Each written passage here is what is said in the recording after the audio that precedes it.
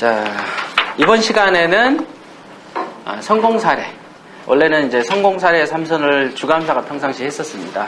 그런데 오늘은 제가 이렇게 녹화도 하니까 제대로 된 거를 한번 해보려고 한 겁니다. 89쪽 한번 펴보시죠. 어떤 게 성공한 사례냐, 그리고 어느 정도 그 과정에서 어떤 고통이 있었느냐, 이런 것들을 좀 알면, 안 그래도 지금 성공 사례를 까발려 주마를 반 정도는 썼습니다. 근데 최근에 이제 홈페이지 다시 개편하고 이렇게 이런 강의를 하느라고 정신이 없어요, 요즘에. 근데 나중에 금년 한 7월경에는 적어도 나올 겁니다. 자, 그러면 봉천동 약수빌라 사례를 제가 늘 자주 얘기하는 사례거든요. 자, 약수빌라입니다. 감정가가 얼마죠? 6,800이죠? 예. 그 다음에, 최저가가 2,200. 한 2,200 정도 되죠? 2,200, 한 30만원 정도 됩니다. 낙찰가는 3,100 정도, 이 정도 됩니다. 잘 샀죠? 요 경우가 보면은 건물 평수가 어떻게 됩니까? 13.56평 이렇게 됩니다. 이게 여기 봉천동에 635-459번지니까 여러분들이 지도 찾아보면 바로 나옵니다. 여기서 되게 가까워요. 이거를 제가 이렇게 할 때 제 손에 2천만 원이 있었어요. 돈이 이렇게 목돈이 안 모입니다. 통장에. 왜 그럴까요? 계속 사야 되니까. 그러니까 사람들이 막 돈 모아 놓고 어떻게 합니까? 좀만 더 모아서 할까요? 벌써 그 생각하는 순간 틀린 겁니다. 돈이 있을 때, 투자할 마음이 생길 때, 그때 뒤져서 나온 게 내 겁니다. 사람들이 왜 신문 보면 그러잖아요. 작년에 경기 침체 때도 좀만 기다려라. 내년에 큰 시기가 온다. 요거 누가 쓴 거죠? 기자가.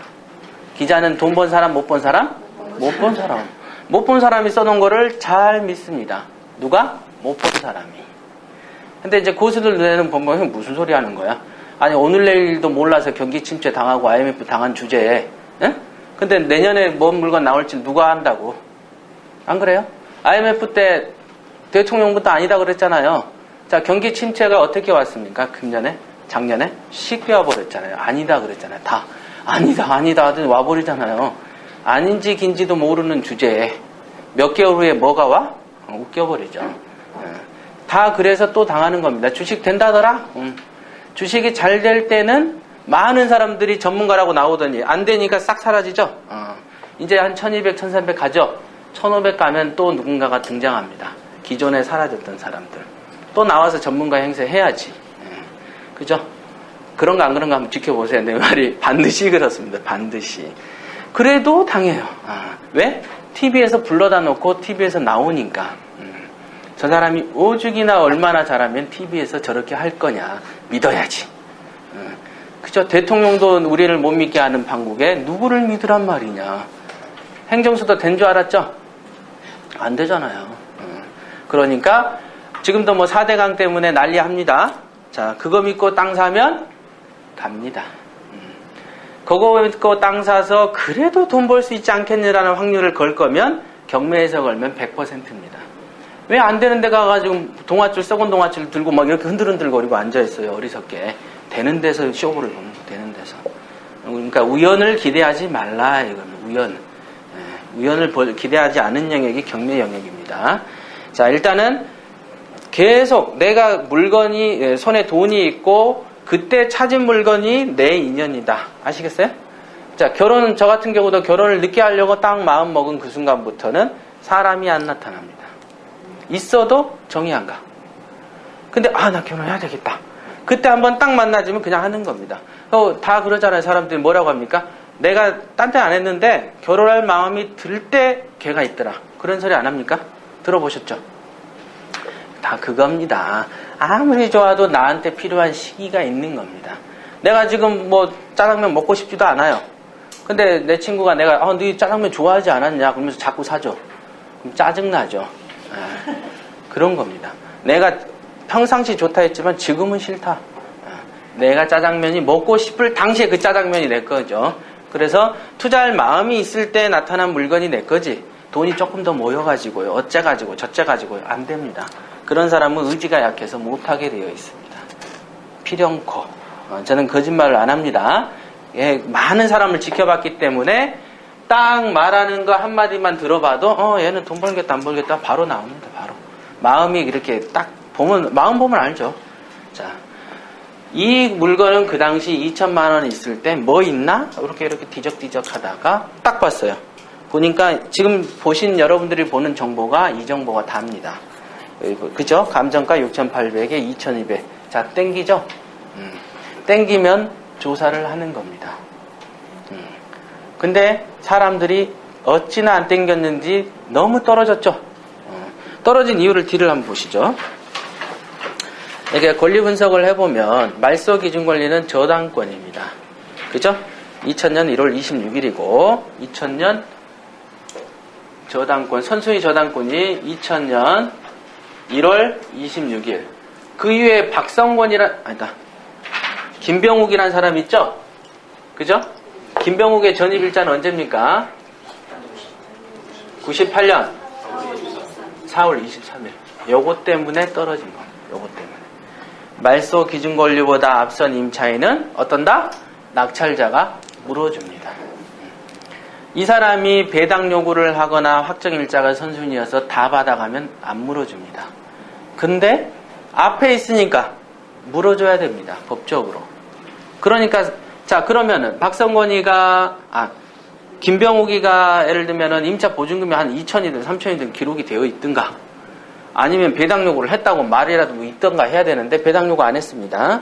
안 했죠? 그 밑에 있는 김정임이라는 사람은 방 한 칸에 500만 원에 살고 있습니다. 옆에 그림까지 잘 그려져 있죠? 네, 방이 3칸인데 그 중에 한 칸이 김정임이라는 사람이 500만 원에 살고 있습니다. 이렇게 여기가 화장실, 큰 안방, 여기가 방, 여기가 대문, 여기가 김정임 500만 원, 여기가 이제 베란다. 이렇게 살고 있었습니다. 이렇게 살고 있는데 김병욱이 얼마에 사는지 모르는 관계로 덤비기가 어려운 거예요. 여러분들이 낙찰을 받다 이거예요. 4천에. 근데 김병욱이가 왔어? 나 5천만 원짜리 계약서 한 장 했는데 그럼 어떻게 됩니까? 5천만 원 물어줘야 됩니다.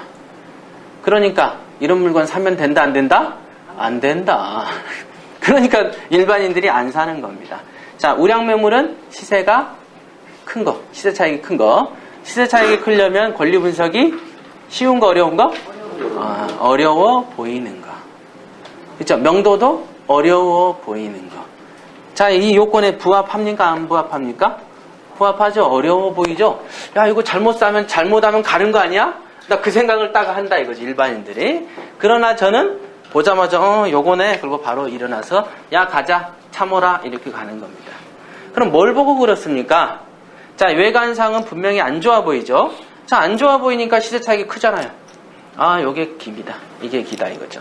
그죠? 이게 돈벌이가 되는 거다.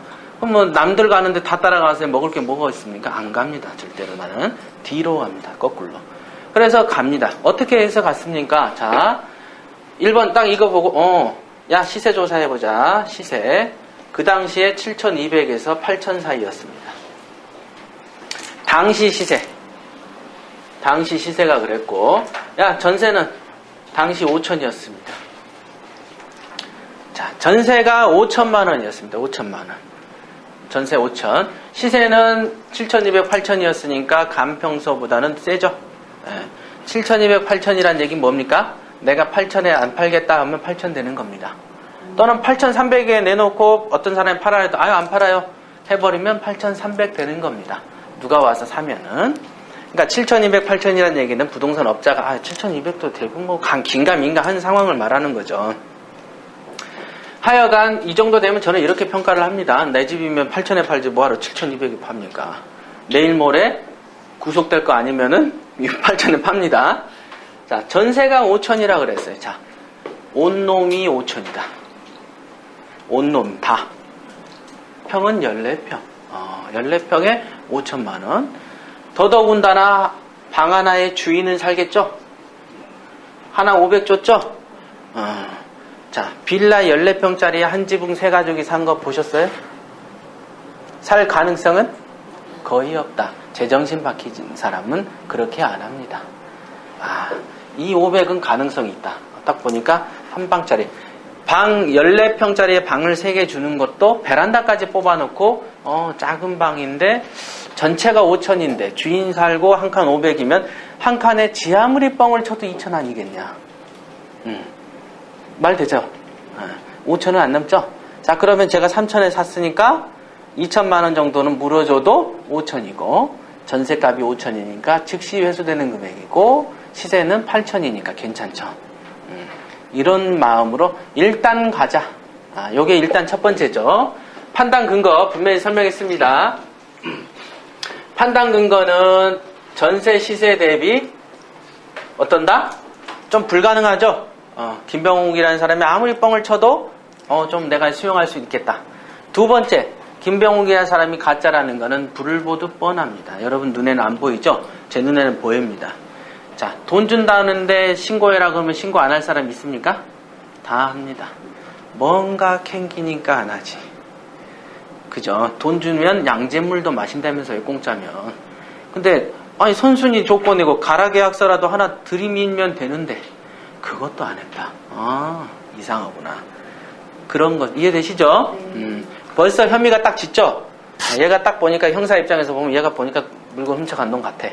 그러니까 일단 잡아다 놓고 하루 이틀 좀 굶기면서 이렇게 말하면 어느 순간에 예, 제가 했어요. 이렇게 얘기가 나오게끔 된다. 딱 보면 알아야 됩니다. 딱 보면. 근데 어떤 사람들은 딱 보면 사기꾼인데 사기꾼한테 속는 사람도 있죠. 그건 어쩔 수 없습니다.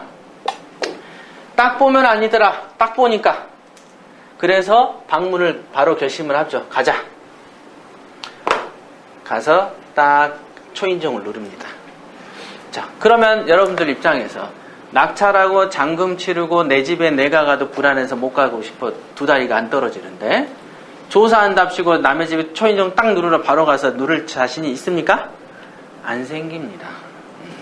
그래서 일반인들이 저기서 탈락. 애초에 이 물건을 보고 갈 마음도 안 됩니다. 딱 보고 이런 거 나 안 본 거야? 다음 거 뒤져.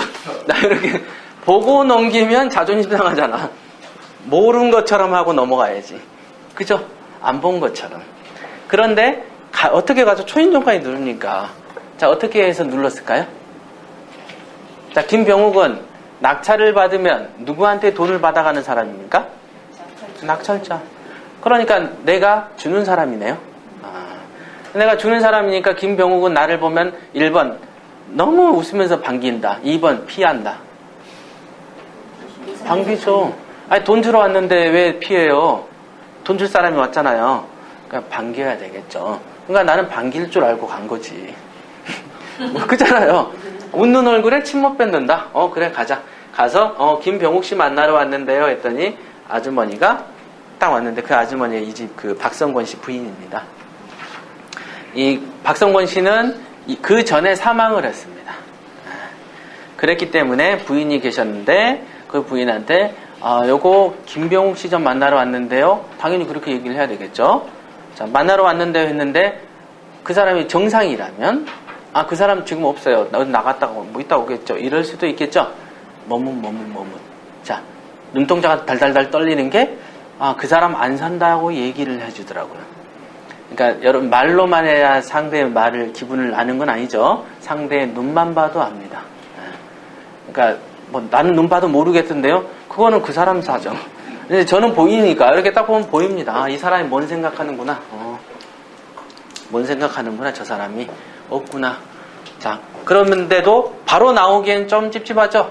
그래도 돈을 몇 천씩 찌르는 게임인데 확실하게 나와야 돼. 그래서 더 물어보죠. 어떻게 뭐 김병욱 씨 어디 계십니까? 저 이렇게 그 사람 좀 만나러 왔는데요. 어쩌고 하는데 요 방에서 빽소리가 나는 거라. 뭐라고 하냐면 이 사람의 아들이에요. 아니 왜 엄마는 오는 사람마다 거짓말을 해? 그러니까 다른 사람도 그랬나 보죠. 오는 사람한테 왜 거짓말을 해? 내가 이따 일어나서 동사무소에 가서 직권말소를 신청하기라도 해야지 이러는 거예요. 이걸 보고 선물이라고 그러죠. 선물. 선물. 자, 그러면은 우리는 또 확인해야죠. 그래서 문을 열었어. 딱 열고 여기에 저가 섰으니까 컴온 베이비 딱 해가지고 아까 그 말이 무슨 말이지? 이렇게 물어봐야죠. 그 사람 아들입니다. 그래서 그거 안 사는 거야? 안 산대. 그래? 그러면 말이야 내가 보통 명도할 때 합의금을 50 이상 준 적이 없다. 50 이상 준 적이 없는데 니한테만은 특별히 200을 주마. 자, 돈의 위력입니다. 200을 주마. 직권말소하고 내일 사무실로 나와서 종이 각서 한 장 쓰자. 그러면 내가 진짜로 내가 낙찰받는 순간 줄게. 그러면 없는 입장에서 그 아들이 이렇게까지 자상하게 돈까지 준다는데 피할 이유가 있을까요? 없을까요? 없습니다. 당연스레 오죠. 그래서 각서까지 작성하고 김병욱이에 대해서 말소 신청한 거 기록 사본을 뜨고 그런 연후에야 비로소 여기가 이제 확실하다. 쉽죠? 들어보니까 쉽지. 들어보니까 쉽지? 네. 이 과정 우리가 왜 골프 치다가 이렇게 공 잘못 딱 날아가면은 바로 들어가면 야 얘는 전생에 얼마나 복을 못 쳤길래 이러고 쳤는데 나갔다가 돌 맞고 들어오면 뭐라고 하는지 아세요? 야 네가 전생에 얼마나 복을 많이 지었길래 이렇게 톡 튀어나왔냐 이럽니다. 우리가 농담 삼아서. 그래서 그래서 복을 많이 져야 돼 막 이런 얘기를 하거든요. 그거와 마찬가지입니다. 그 타이밍에 얘가 소리를 안 질렀으면 제가 이 물건을 샀을 수가 없습니다. 저도 안전한 걸 원하기 때문에 조사하다 답이 안 나오면 안 해야지. 무슨 똥배짱 시험할 일 있습니까? 안 해야지. 그때는 기계 확연히 됐기 때문에 간 겁니다. 그러면 이거를 낙찰 보기에 한 달 정도 남았었는데 한 달 정도 있었어요. 그 사이에 저는 이제 어떤 생각을 했냐면 이거를 경쟁 입찰에 들어가가지고 혹시라도 나만 아는 사실이 아니고 남도 알아가지고 내가 떨어지면 어떻게 됩니까? 어렵사리 발견한 물건 너무 아깝다. 그래서 제가 이 서류가 아직도 있습니다. 이만큼씩 있습니다. 그러니까 그 한 봉투에 계속 이 관련 서류를 담아서 한 사건을 계속 유지하죠. 아직은 안 팔았으니까. 그때 이제 어떤 아이디어를 썼냐? 요거는 이제 보셨죠? 네. 아이디어를 이렇게 썼죠. 1번 아이디어. 낙찰 전에 선매수. 사자. 어떻게 사냐? 최저가잖아요. 지금 은행빚 있죠? 은행빚 주고 여기에 등기에는 없지만 가압류가 600만 원 정도 채권자가 있었습니다. 사채업자. 부부 사채업자였는데 있었고요. 그러니까 늦게 들어온 거죠. 요거는 이거 사건 전에 들어온 거고 여기에다가 얘한테 이사비 정도 협의금도 주는 조건으로 해서 한 번에 몽통거려서 3천만 원 정도의 쇼부를 보려고 그랬어요. 보니까 대출이 얼마입니까? 은행이 2,100만 원 청구했죠? 네. 그 다음에 600만 원 그거 있죠? 그래서 웬만하면 3천 이전에 이사비 한 몇백 주고 그래서 은행 그 담당자한테 전화를 해서 야 이거 너무 이렇게 어렵지 않냐 김병욱이 문제 때문에 그러니까 합의를 합시다. 내가 갚아줄 테니 1,500만 받으시죠. 내가 이 소유자의 먼 친척인데요. 이렇게 그랬더니 은행 직원이 됐어요. 저는요 경매로만 할 거예요. 이런다 이거죠. 왜? 이거는 자기 돈이 아니니까 은행 돈이지 않습니까? 그러니까 됐습니다. 이렇게 얘기하고 이 사채업자인 가압류권자 600만 원한테도 또 전화를 했어요. 전화번호 어떻게 맞습니까? 야 아들한테 가져와 그런 거죠. 가져와라 그러니까 제가 뭐 점을 치겠어요? 가져와 그랬는데 가압류권자한테도 통화를 했더니 안 된대. 자기들은 내가 300만 원만 합시다. 원래 그렇게 쇼부를 치는 거죠. 크게 친 다음에 살살 해서 올립니다. 그렇게 했는데 단호하게 노. 그러다 보니까 제 입장에서는 이게 사실은 이걸 다 인수하고 3천만 원 더 드려도 돼요. 싸잖아요. 지금 8천짜리를 갖다가 이 금액에 샀으니까. 근데 예를 들면은 낙찰을 받으면은 대출이 되는데 이 경우에는 목돈으로 어디서 천을 또 만들어야 돼. 그렇죠. 첫째 그게 부담이었고 둘째 이 경우가 그 소유자 박성권 씨 명의에서 저희 좋은 투자 명의로 넘어오는 과정에서는 일반 매매로 거래를 하면 이분이 죽었기 때문에 상속권자인 아들과 어머니, 아들과 어머니의 명의로 일단 들어간 다음에 일로 나와야 됩니다. 등기가 상속 등기 먼저 하고 거기서 매매 등기가 이루어져야 된다 이거예요. 경매는 그냥 넘어오잖아요 지금. 그래서 이 사이에 이 사람들 관련된 인감증명서 등등이 필요하겠죠. 그죠? 근데 이 사람들이 들어오기 전에 이런 가압류권자가 또 하나 붙으면 어떻게 됩니까? 이 두 사람한테 다른 추가적 채권자 없지? 예. 아무리 각서 100장 받아도 가압류 하나 걸리면 또 갚아줘야 돼. 그죠? 골치 아프다 이거 어렵겠다. 그러려니 그냥 차라리 낙찰로 승부를 보자. 이렇게 된 겁니다. 그러니까 사실은 요거는 한 달 정도부터 작업을 한 거예요. 꾸준히. 이렇게 경매는 하는 겁니다. 이렇게. 네, 그죠? 자, 그래서 낙찰을 3,110엔가 받았던 기억이 나고 바로 세를 들여서 5천만 원에 세를 놨고요. 5천만 원에. 그러다가 금년 초에 6천으로 올렸고요. 금년 초에 6천으로 올렸습니다. 그러면 시세는 어떻게 됐느냐? 지금 시세는 1억 6천이 넘습니다. 네. 많이 올랐습니다. 많이. 그러면 이때 이 물건을 왜 샀습니까? 이 물건을 왜 이렇게 샀습니까? 여기가 왜 서울대 사거리죠? 서울대 사거리면 여기로 이제 숭실대 가지 않습니까? 네, 숭실대 가면 여기가 또 길이 있습니다. 여기가 은천길이 있고 여기가 아파트. 그 다음에 바로 여기에 있는 빌라였습니다. 어떻게? 요렇게 진행되던 과정이었다. 그거는 지도를 보면 합니다. 지도를 한번 보십시오. 가서 이렇게 보면 아파트 달동네라고 불리는 지역이 아파트로 바뀌고 있더라. 그러면 이거 살 때 어떤 마음으로 사셨습니까? 예, 사놓고요 무너질 때까지 냅두려고요. 간단한 겁니다. 이게 부자 마인드예요.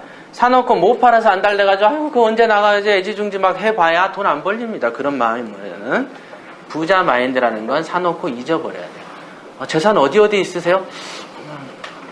어디 있었지? 요래야 되는 게 돈이라는 게 이렇게 서랍에 뒤지다 보면 여기서 몇백 나오고 차에서 이렇게 트렁크에도 돈 있었네? 요런 게 부자지. 딱 어디 돈 있다고 알아내는 게 부자입니까? 돈이 어디 있는지 몰라야 부자입니다. 그쵸? 그런 겁니다. 그러니까 사놓고 묻어버리겠다. 그래서 지금도 그러죠. 어떤 사람이 컨설팅 딱 물어보면 그 돈 버릴 생각 하고 오실 겁니까? 이렇게 강한 단어 한마디 딱 던지면 벌써 얼굴색이 눈빛이 바르르 흔들리고 얼굴색이 싹 어두워지면 얘는 안 되겠다. 아시겠어요? 쉬운 겁니다. 쉽죠? 그러니까 그렇게 선별을 해내는 겁니다. 좀 더 과중한 임무를 주면 사람들이 미리 떨어지게 돼 있습니다. 약한 놈, 강한 놈 선별할 때 그렇게 하는 거예요. 자, 그래서 이거는 지금 1억 6천이 돼 있고 지금 도장 받으러 다닌다라고 얘기가 들리고 있습니다. 그럼 내 예측대로 되네. 내가 무슨 점쟁인가? 점쟁이가 아니고 상황이 그렇더라 이거죠. 그건 여러분들도 알잖아요. 쌀을 씻어서 불에다 대놓으면 30분이면 밥 먹는다 알잖아요. 그게 점쟁이만 합니까? 해보면 알지. 이것도 그런 이치입니다. 부동산도. 그래서 이거 되겠다. 그리고 지금 전세 시세는 8천입니다. 근데 왜 6천만 받았습니까? 이때 산 사람한테 8천 내라 했더니 죽는 소리를 하더라 이거죠. 어머니가 쓰러지셔. 알았어요. 그럼 1,000만 원만 올리세요. 끝. 이렇게 된 겁니다. 왜? 경매의 목적은 저는 전세금 올려받는 게 목적이 아니었습니다. 목적은 이미 실현됐죠. 투자한 만큼 뽑았습니다. 3천에 샀고 3,500까지 세가 들어갔고 그 아들한테 200만 원을 줬어요. 그리고는 그랬죠. 군대 간다고 하길래 야 네가 혹시라도 나중에 돈을 벌고 싶으면 나한테 찾아오너라. 또 우리가 그런 것도 멋있어 생각하니까 한번 흉내 한번 내봤지. 진짜로 오면 내가 이 기술을 알려주마. 그런데 안 와. 원래 그런 자질은 또 이게 귀가 이렇게 들으면 여기로 나가게 돼 있으니까 안 옵니다. 자, 그런 거죠. 자, 그래서 그때 3,500에서 700 정도 들었죠. 500에서 200 정도 더 줬으니까. 그러고 들고 5,000엔을 바로 회수해 버렸으니까 제가 들어간 돈은 얼마? 0. 예, 0이죠, 0. 무이자로 그냥 몇 천씩 쓰고 있는 겁니다. 또 하나 샀죠. 저걸로 빼면. 그런 겁니다. 그러니까 경매는 이렇게 하는 것이다. 지금 여기에서 이제 이거의 요점 포인트, 핵심 포인트는 뭡니까? 물건을 보자마자 좋다라고 알아야 된다는 거예요. 좋다. 좋다라는 건 1번 권리분석과 2번 우량매물, 부동산 가치 평가하는 눈이라고 배우셨죠? 첫날? 네.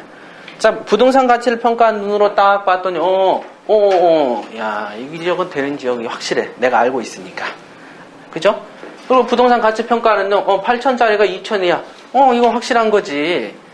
시세 알아보는데 30분도 안 걸립니다. 요런 게 이제 실무반에 다 나옵니다. 초보자들이야 잘 모르지만. 이렇게 나올, 시세 차이 크네. 어쩌네. 권리 분석이 애매모호해. 가본 거죠. 가까우니까 가보는 겁니다. 대전대도 갑니다. 의심스러우니까 가죠. 어떤 사람 몰면 안 갑니다. 돈을 벌어도 안 가는 사람도 있어요. 그건 어쩔 수 없는 증세고. 그래서 바로 확인해 보니까 우량매물. 그래서 그거를 잡기 위해서 얼마나 협상을 많이 했습니까? 각서 써줘라. 내가 돈 줄게. 가압류권자한테 전화하지. 그죠? 요 정도 노력은 들여야 됩니다. 자, 노력을 들인 사람이 성공하지 안 들인 사람이 성공합니까? 저는 들였습니다. 그러니까 붙는 거죠. 그때 2대1이었습니다. 한 사람이 2,600. 그 사람이 조금만 한 1,000만 원만 더 썼으면 그 사람이 오늘날의 행운의 주인공이 됐을 건데 아니더라 이거죠. 그러니까 그거는 어쩔 수 없는 팔자 같습니다. 제가 봐도 저희가 그 당시에 가진 돈에서는 그거 정도가 그나마 최선이었어요. 약간 그죠? 그런 단계. 이러기도 하더라. 그냥 앉아서 지금 1억 6천 돼버렸으니까 사실은 굉장히 저도 자랑스럽게 내세울 수 있는 사건이더라. 이거죠. 작은 물건 중에는 이럴 수도 있더라. 큰 물건 얘기하면 여러분들이 이제 기겁해버리니까 이제 살살 가슴을 놀라지 않게 진정시켜가면서 가르쳐줘야지. 그죠? 그러니까 작은 돈을 가지고 퇴굴심을 갖는 사람도 안 될 것이고 대박을 노려도 안 되고 대박은 금방도 이거죠. 시세 대비 1단계에서 샀지만 지금 살 때보다는 2단계 이득이 더 커버린 사건이죠. 이번 거는. 그죠? 살 때는 그래도 한 4, 5천 차이밖에 없었지만은 4, 5천인가 더 되는구나. 하지만 한 3년쯤 지나니까 어떻게 돼버렸습니까? 장난 아니게 올라버렸죠. 그렇지만 여기서 만약 도장 받고 다닌다 어쩐다 말 나오면 더 오릅니다. 그러니까 냅둬야 되겠죠? 이런 겁니다. 그러니까 이런 걸 아시고 부동산이 어떤 게 좋은 거다. 금방 또 이 물건을 추리하는 과정도 설명해 드렸습니다. 작은 평수 대비 이런 의심스러운 거 조사할 줄도 알아야 되고 의심할 줄도 알아야 됩니다. 그런 거가 하나 있었고 그 다음에 사당동 단독주택 한번 하시죠. 사당동 단독주택 보시면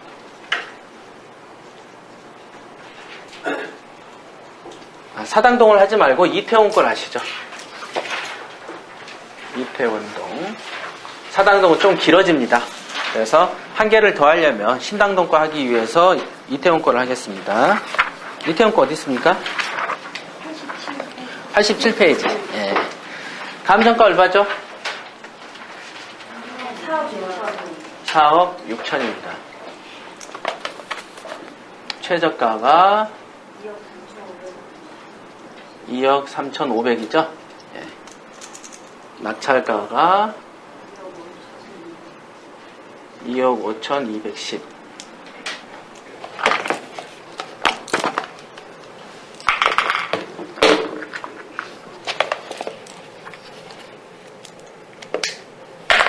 네, 이렇게 됩니다. 2억 5,210.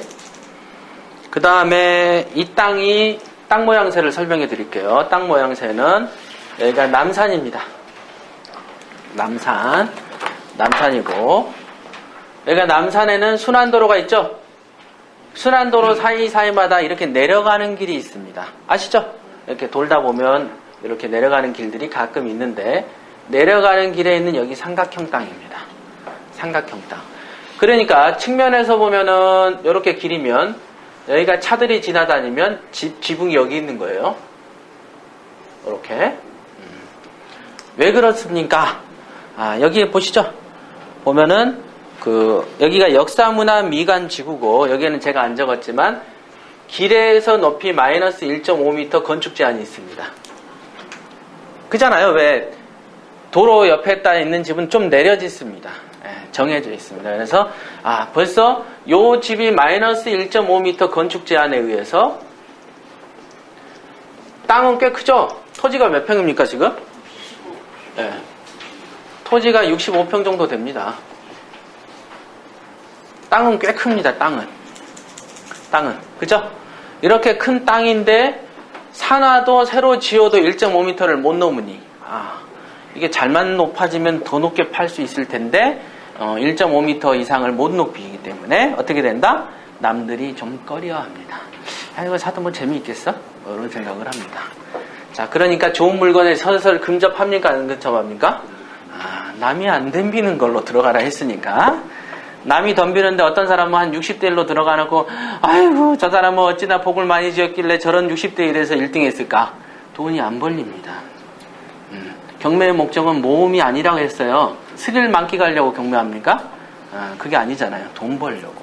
돈 버는 데에서는 아니다. 건축 제한이 있었고, 그 다음에 요거가 역사문화 미관지구입니다. 그래서 이런 지역에는 솔직히 조금 건축이라든지 이런 게 좀 제한이 많이 걸립니다. 높이 있었죠? 그 다음에 또 뭐 있지? 그리고 이 삼각형 땅이라는 점. 이렇게. 판서할 공간이 많지가 않습니다. 그 화면상. 자, 이렇게 돼서 이렇게 삼각형 땅에 집이 지어져 있습니다. 그러니까 집 모양이 어떻습니까? 여기 있는 방들은 조금 편하지가 않고 좀 전세도 잘 안 나갈 수도 있겠다라는 그런 모양을 갖고 있습니다. 집 모양이 좀 뻔히 없죠. 정사각형이 아니니까. 여기는 또 넓은데 여기는 또 좁아요. 그러면 집 모양, 땅 모양이 삼각형이다 보니까 여러분들도 그 한번 조사해 보십시오. 그러면 저 같은 경우도 저희 직원들한테 이제 조사를 시켰을 때 부동산 15군데가 넘게 있습니다. 아래가. 굉장히 많아요. 여기는 산이고 요 밑에쯤 가면 이제 좀 평지 부분에 부동산들이 널려 있는데 물어보면 뭐라고 하냐면 그런 땅 왜 사십니까? 그런 집. 땅 모양이 안 좋아서요. 이렇게 얘기합니다. 자, 땅 모양이 삼각형인데 살려는 사람은 거의 없습니다. 그러니까 여러분들이야 뭐 아직 살려고 마음 안 먹어봤지만 살려고 예를 들면 한 2억 3억 들고 다니는 입장에서 이 물건 딱 보면 아이고 땅 모양이 안 좋아서 이렇게 하고 포기합니다. 자, 경매의 목적은 땅 모양이 좋은 땅 찾는 겁니까? 돈 버는 겁니까? 돈 버는 거다. 돈 버는 거니까 자, 돈이 되는지 안 되는지는 시세 차익을 보면 됩니다. 시세 차익은 현재 그 동네에서 거래되고 있는 걸 기준으로 해서 얼마나 싼가를 보면 됩니다. 어렵지가 않잖아요. 여기 미신이 개입될 리가 없어요. 그냥 보면 되니까. 그래서 그런 관점에서 보니 여기는 4억 6천이었죠? 평당 1,000만 원입니다. 자, 6억 5천이 되는 거죠. 시세는 얼마? 6억 5천. 자, 6억 5천짜리가 얼마? 2억 3천에 돼 있으니까 눈이 팽 돌아야 됐겠죠? 1억을 남기려면은 어떻게 해야죠? 100만 원씩 100개월을 모아야 됩니다. 이것만 잘 사면 남들 8년치, 9년치를 인생을 앞당겨 살 수도 있겠구나. 그러니까 잡아야 되겠다, 안 잡아야 되겠다? 잡아야 되겠다. 여러분들이 어떤 여자가 너무 좋아. 근데 요리를 너무 못해. 그러면은 결혼에 장애가 됩니까? 너무 좋은데? 하죠. 그잖아요. 곰보만 아니면 돼. 근데 곰보고 뭐 이런 거가 아니고 하여간 웬만한 약점이 약점을 아니게 될 수도 있잖아요. 그 사람이 빠지게 되면 그와 마찬가지입니다. 물건의 시세 차익이 확실하다면 약점이 아닌 거예요. 지금 완전한 물건 찾으러 다니는 거 아니잖아요. 무슨 그죠? 천국을 찾으러 다니는 게 아닙니다. 하자가 있어도 돈만 벌어주면 된다. 그거 찾으러 다니는 겁니다. 지금. 그래서 마이너스 1.5m도 건축선 제한도 부당. 또 뭐 있지? 아까 땅 모양이 삼각형이라는 것도 부당. 자, 세 번째. 이 집이 측면에서 보면 이렇게 되고 얘가 주차장입니다. 주차장이고 101호, 201호, 202호입니다. 땅은 65평인데 끼케야 3채 있어요. 아이고, 사실 생산성이 좀 약합니다. 65평 정도 되면은 좀 세대수가 좀 많아야 돼요. 빌라 같으면요, 한 40평만 돼도 작은 빌라 8채 들어갑니다. 대지가. 그렇잖아요. 근데 65평에 꼴랑 3채 있어. 아, 이거 약한데. 여기서 전세 물어보니까 6,500.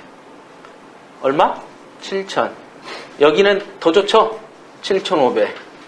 이렇게. 전세 합치면 얼마입니까? 얼마죠? 1억 3,500대 2억 1,000이죠? 네, 2억 1,000만 원이 전세금입니다. 회수되는 게. 이거의 문제점은 뭐냐면, 여기 보시죠. 뒤에 한번 넘겨보시죠. 보면 102호 다세대, 202호 다세대, 202호 다세대 이렇게 되어 있죠. 네. 건축물 대장에는 다각으로 되어 있습니다. 이게 건축물 대장에는 다가구, 등기부에는 다세대. 자, 다세대라는 건 집이 세 채란 얘기죠. 다가구란 건 한 채란 얘기입니다. 한 채. 자, 공부상 기록이 달라요. 그래서 저도 이걸 낙찰 받아 놓고 등기 이전을 하는데 등기소에서 등기 안 해준다 그랬어요. 법무사님이 전화 와가지고, 야, 이거 등기 어렵대. 예? 대법원에 국가에서 지가 팔았으면은 등기를 해줘야지. 어렵대요. 등기관은 다르더라 이거죠. 공부상 기록이 다르면, 사실관계가 다르면 건축물 대장에 따르게 되어 있고, 법에 권리관계가 다르면 등기부 등본을 준하게 되어 있습니다. 그거는 내가 할 일입니까? 국가가 할 일입니까? 국가가 해야지. 지들이 알아서 해야지. 왜 그걸 나한테 해란 말이야? 내가 그랬어요. 아, 그러면 등기관한테 그렇게 하세요. 그럼 알아서 내가 법으로 하겠다고. 국가를 상대로 소송을 하면 안 될 턱이 있겠습니까? 자기가 팔아가지고 돈을 받았으면 해줘야지. 그거를 어떻게 하는지는 나는 모르겠고 당신들이 알아서 해라. 그러고 나니까 하루 사이에 등기관이 바뀌어가지고 해줬어요. 해주겠다. 생각해보세요. 안 해주겠어요? 해주지. 물건 팔았는데 개인을 상대로 했으면 들고 날라버리면 그만이지. 그죠? 그래서 안정적이라고 하는 겁니다. 국가가 자기가 돈을 받았잖아요. 그리고 물건 팔았으면은 권리 이전도 해줘야지. 상식적인 얘기죠. 상식적인 얘기. 근데 일반인들, 여러분들 같으면 불안해지죠? 네, 그럴 줄 알았다. 네가 하는 일이 다 그렇지. 부인이 그래버리면 이제 경매 안 해버립니다. 처음부터 지지도 안 했겠지만은 이렇게 됩니다. 그러니까 자, 하자가 여러 가지가 있습니다.